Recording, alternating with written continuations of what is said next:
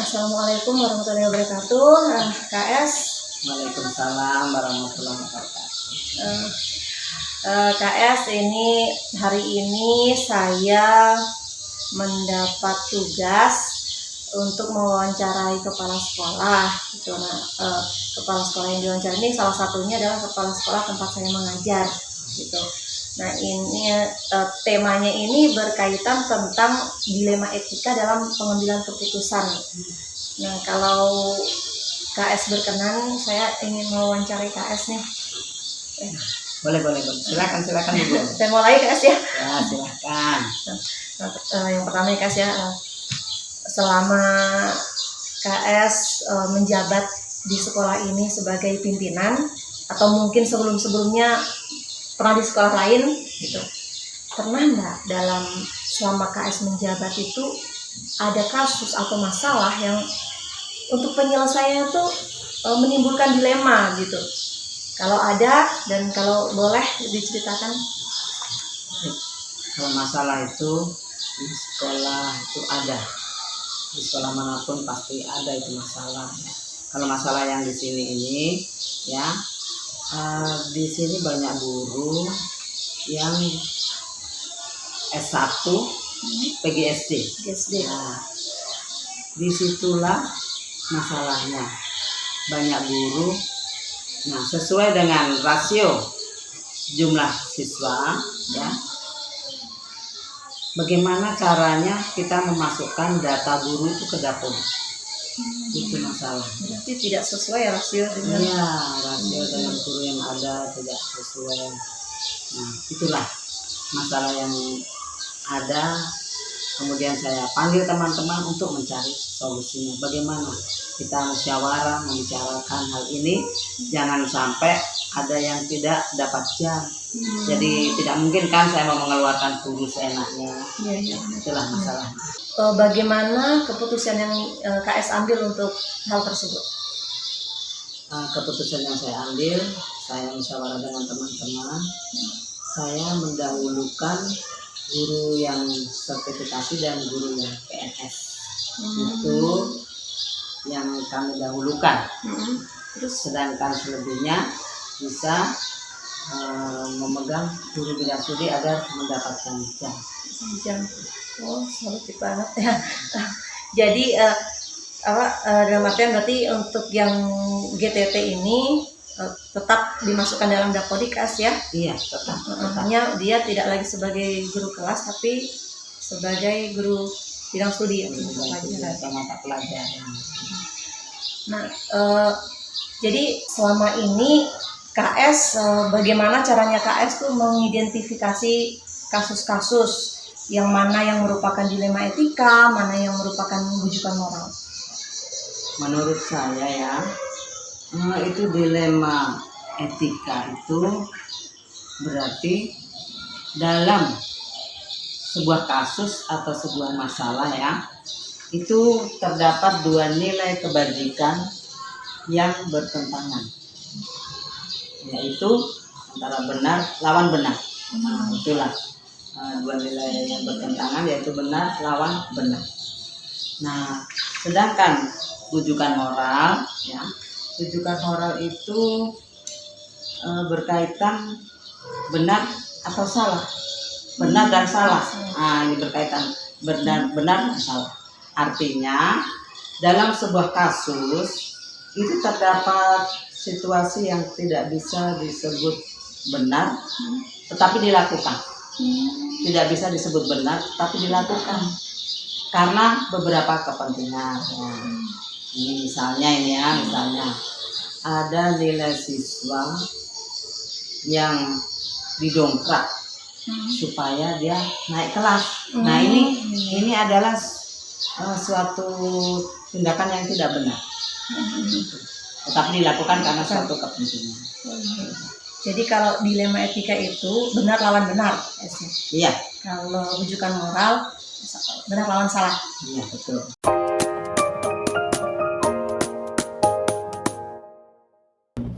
Selamat siang Pak KS. Perkenalkan, saya Winnie. Saya dari SD Negeri 15 Landono. Saya CGP Angkatan 9 yang saat ini sedang mengikuti pendidikan. Nah, pada saat ini kami sudah mencapai di modul 3 pengambilan keputusan berbasis nilai-nilai kebajikan sebagai pemimpin.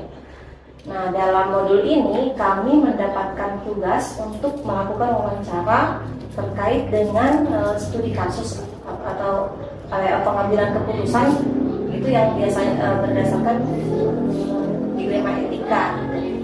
Nah, makanya saya kesini, tujuan saya untuk mau tanya-tanya ini sama Pak KS kalau diizinkan meminta waktunya sedikit untuk wawancara. Ya, terima kasih sebenarnya Miss. Saya berterima kasih sekali atas kehadiran Ade ke sini. Sekaligus kita tukar pikiran, apalagi menyangkut pengawalan sekolah yang berdampak pada siswa. Tentunya kita apalagi pendidikan, kita sudah jelas konteksnya bagaimana kita menjadikan anak-anak kita sebagai penerus bangsa. Kita mendidik mereka berdasarkan etika dan moral. Jadi nanti sejalan dengan tugas-tugas yang diberikan. Jadi ini bukan hanya sekedar tugas, tetapi nanti implementasinya yang penting, saya pikir kita. Terima kasih guys. Jadi saya mulai nih guys ya. Iya, silakan. Pokoknya siap. Dimaklumi tapi guys ya, karena saya juga ini masih dalam tahap belajar gitu. Nah, ini kan kami sedang belajar tentang yang kami pelajari kemarin ini tentang dilema etika gitu. Nah, dalam modul ini itu banyak contoh-contoh studi kasus gitu, bagaimana guru atau pemimpin itu mengambil keputusan gitu. Jadi kadang dalam suatu masalah itu tidak harus selalu benar dengan salah gitu. Tetapi ada kalanya dalam suatu masalah dan suatu kasus itu benar lawan benar begitu. Nah, sehingga terjadi dilema etika. Nah, yang saya mau tanya sama KS ini, selama KS menjadi pimpinan entah di sekolah ini atau di sekolah sebelumnya, di mana KS pernah menjabat sebelumnya, itu mungkin KS pernah mengalami atau pernah mendapati kasus atau masalah itu yang ketika penyelesaiannya itu menimbulkan dilema gitu. Kalau ada dan kalau boleh diceritakan. Iya, sebenarnya saya menyimak dulu dari satu kata, yaitu dilema. Kalau dilema sebenarnya menurut saya itu antara hasrat dan kenyataan. Jadi kalau di dalam matematika itu ada namanya garis vertikal, garis horizontal, ada namanya titik netral, nol. Jadi ketika kita mengambil satu keputusan, kita berada di titik nol itu, maka kadang-kala titik nol itu muncul keraguan-keraguan, kebimbangan.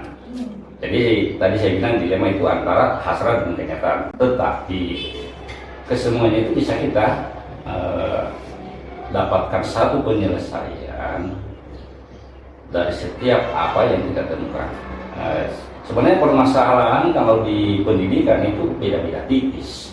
Setiap kasus-kasus yang ada di sekolah itu rata-rata hanya tinggal strategi bagaimana menyelesaikan kasus-kasus itu. Nah, contoh misalnya ada kasus anak prestasinya menurun, berarti di situ harus dianalisis. Berkaitan lagi dengan kayak dilema etika Pak, maksudnya ada contoh kasus yang real mungkin pernah terjadi di sekolah. Kalau sebenarnya kalau kasus ini banyak, yes. Tetapi kasus itu belum fatal. Ada bisa disebutkan dulu, diceritakan dulu ini. Saya contoh di sini, masalah keterlambatan, kasus terlambat. Kasus terlambat anak, yang coba kami lakukan itu bagaimana dulu mensosialisasikan.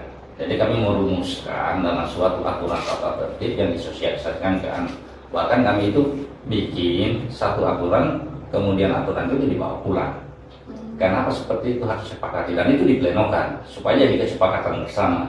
Jadi jangan kita memutuskan satu keputusan hanya sepihak, tetapi ada keputusan bersama sehingga kita bertanggung jawab bersama. Jadi ketika aturan itu katakan kami masuk jam 7:03 itu sudah tidak bisa masuk lagi. Bukan menghilangkan hak belajarnya anak, tetapi ada karakter gitu dia ini. Karena itu karakter disiplin. Selama penerapan disiplin itu Pak, apa saja sih tantangannya? Kalau tantangannya sebenarnya banyak. Artinya yang pertama, pemahaman orang tua. Kadang-kala mereka berpikir bahwa tidak membatasi hak belajarnya anak. Padahal tidak sebenarnya.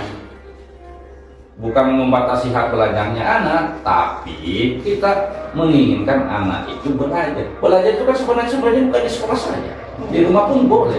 Sehingga ketika kami mengembalikan ke orang itu, harapan kami itu ada sebenarnya